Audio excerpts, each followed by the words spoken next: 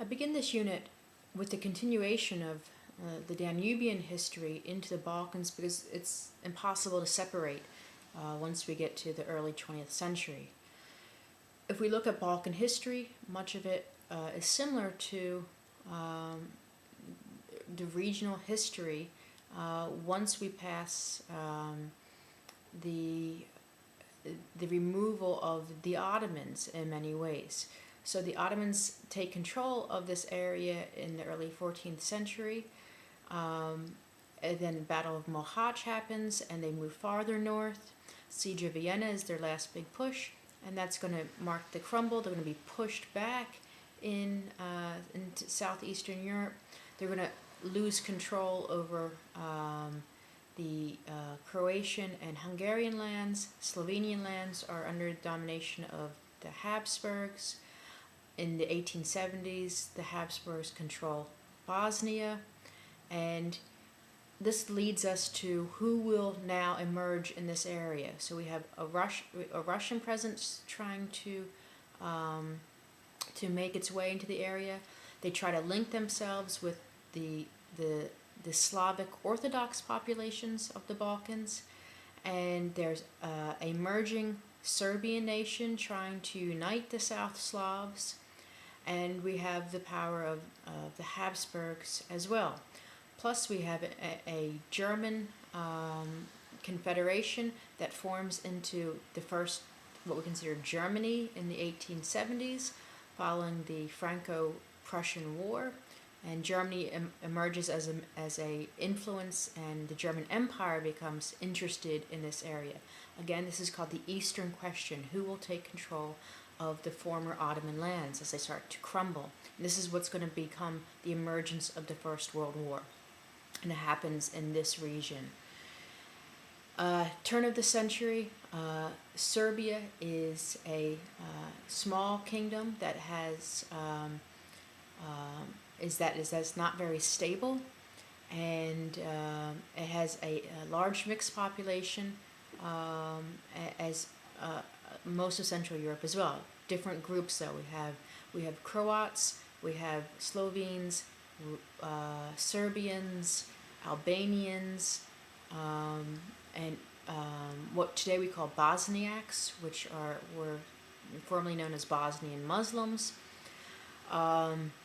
Montenegrins, Macedonians, Greeks, Jews, and some other smaller nationality groups as well. And turn of the century, we have this emerging Serbian force that's competing against the Austrian Habsburgs to who will control these populations. Much of these ethnicities are defined not by language, but by religion, which is different to the northern areas. So what's the difference between a Croat and a Serb? Well, a Serb is from this region who is Orthodox. And who is a Croat? A Croat is a Catholic Slavic speaking person of this area. Today we call this language Serbo-Croatian. There's no real Serb language, no Croat language, but the Serbs look to the Russians for influence because of the Russian Orthodox Church. So the Serbs write this language in Cyrillic, and the Croats use the Roman letters. So you see these differences, and again, these languages aren't going to be written down for much, and the literature is not going to even emerge until the 19th century, and they're going to start reinforcing these divisions during that time period. So, First World War, what's going on? Well, the First Balkan War happens in the early 1910, 1911. There's fights and claims over some of the territory as they're moving back. First Balkan War ends with a uniting of many of the peoples in this area for the first time against the Ottomans. And we also have the Italians seizing some of the northern Ottoman territories in Africa and in what we consider Libya today and such. The Second Balkan War is going to happen in 1912 into 1913, and we see during this war that the groups begin to fight among themselves over territory, and there's fights along the Bulgarian border and the Greek border, and it's all about the territory region, who's going to get what chunk, and how that is going to be divided is the Second Balkan War. Everyone thought the beginning of the First World War would be the Balkan War number 3. And in 1914, the war begins really, essentially, between Serbia and the Habsburg Austrians. And it happens over a assassination. That's the simple explanation of World War I. Archduke Francis Ferdinand was in Bosnia. He was assassinated by radical Serbian nationalists. The Austrian-Hungarians are going to blame the Serbian leadership for this, although there is no direct link to the Serbian leadership. But it's going to call into larger forces of the great powers into this question, this Eastern question.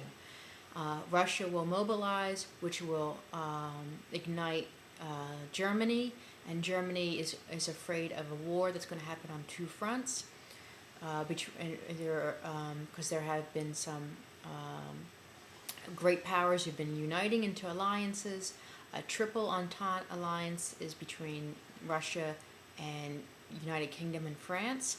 A triple alliance happens between Germany, Austria-Hungary, and Italy, and these become competing forces, although Italy is going to back out and switch sides later on.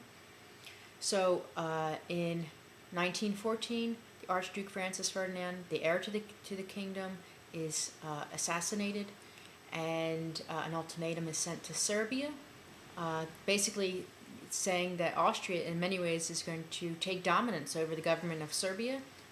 Austria sees this: we're going to finally slap down Serbia and their bids for power and claim to this area. Russia is going to say we're not going to allow Austria to do this, and they begin to mobilize. Germany says that they will defend the Austrian position and the Austrian influence, because they too want to gain influence through this area. And World War I begins with Germany invading France, fearing a two-front war. They invade France through Belgium, August the 1st, 1914. August the 3rd, they're declaring war on Russia, and World War I begins. And World War I in Eastern Europe is much different than in Western Europe. In Western Europe, it becomes a trench battle of very limited movement. In Eastern Europe, that's not necessarily the case. There are some trenches, but it's going to go back and forth very quickly in this area. And the Austrians are not going to have much success, oftentimes, without the German war machine, which was able to industrialize much quicker than this area had done so previously, and could keep up the armaments that World War I required. It's a war based on shelling your enemy, and shelling requires factories that can make tens of thousands and millions of shells, essentially, to fight this war. Russia is going to devolve during the war, and the Russian Empire will collapse.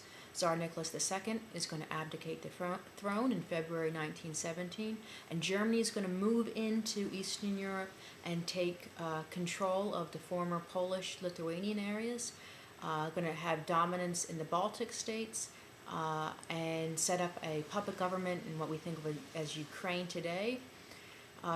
The Austrians are going to gain control of the Serbian region, and in 1917 it looks like Germany will win the war. However, the war is won by being in a defensive position, because oftentimes the shells are coming in. It's best to stay in one position. When Germany takes control of this area, they're going to switch to an offensive position in the west, and I'll discuss that in a moment.